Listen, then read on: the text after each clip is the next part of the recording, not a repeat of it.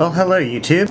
If anybody watched my video on the 1984 Cadillac Seville, one of the issues I have with it is its total lack of instrumentation.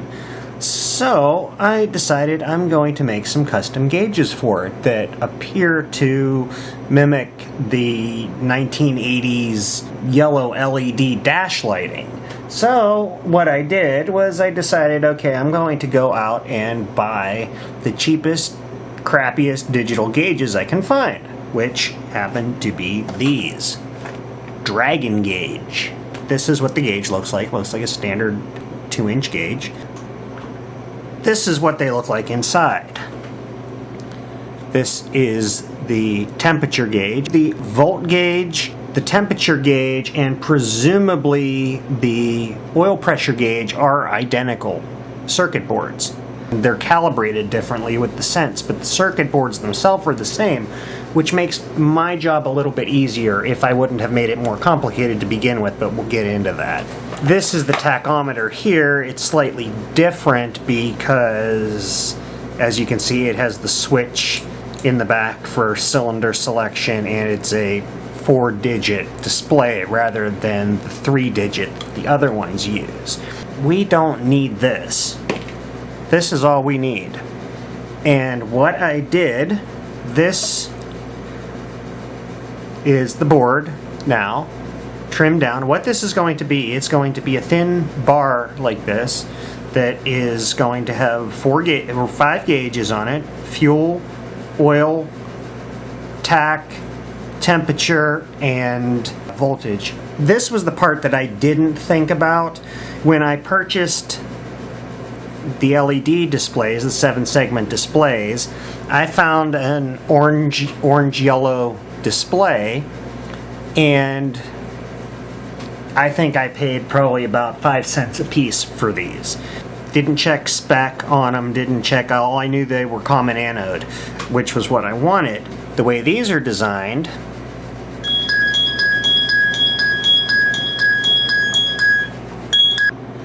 okay, where was I? Phone always rings at the worst time and never rings any other time.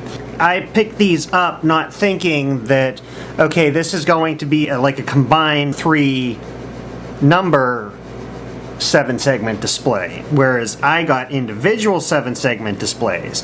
And how these are, the 3 anodes are separate, and how they're driven is there is 1 pin for all of these segments, 1 pin for these 3 segments, 1 pin for these 3 segments, and they are driven by switching the anodes on and off.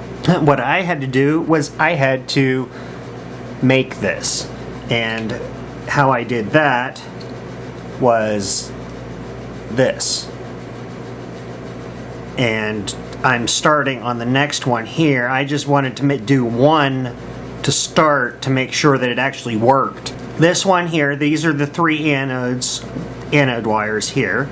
And what I do then next is I have a strip of 4 here that I strip the ends off and solder it into one of these empty pins down at, or empty holes down at the bottom.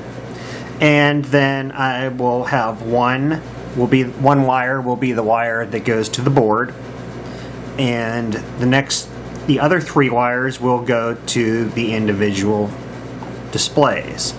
And what I have on here is, here's the 3 driver transistors, which I just used through-hole mount parts, the resistor for the warning light, which is 2 LEDs I'm using on here, is just, it's the same resistor that I actually desoldered it from. This is the actual board from the voltmeter. I just soldered that directly to the hole. Yeah, so that's all there is to it. Let me power it up and show you how it works. We'll power this up here now. It is kind of hard to read. Whoops.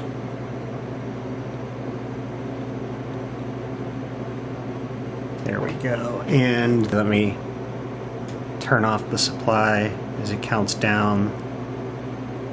This one on this side here is the fuel gauge, and it was just a, like, I think it was 15 bucks.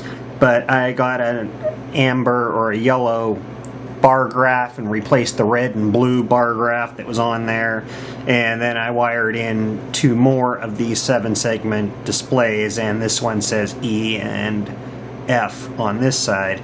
But this one was a lot simpler. It was just a straight through wiring on that.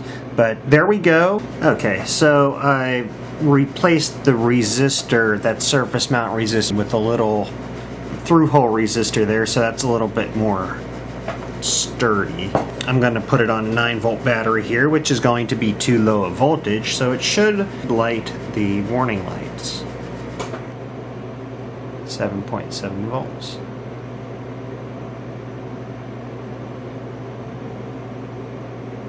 I'm going to be making the enclosure for these gauges. This is actually the case, if you've seen my previous video of making an isolation transformer. This is the case from one of those trip light battery backups. So what I'm going to do is I'm going to cut this down. So I'm going to be using this piece and this piece here, and I'm going to trim both down on the sides. So here we go.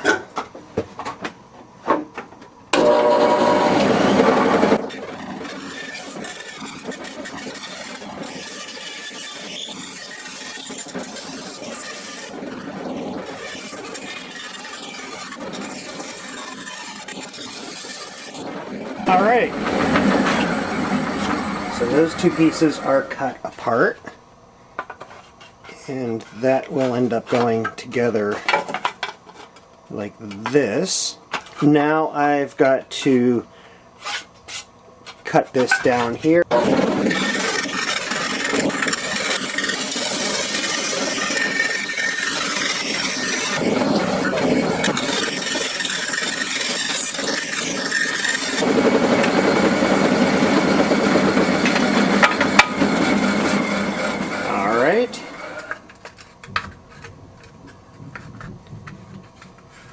Let's see, that seems to not be quite even. So we're getting near the final stages of completing these gauges here, and my battery's going dead. But this is the cover, and this will have an outer covering for it, so the holes will be covered.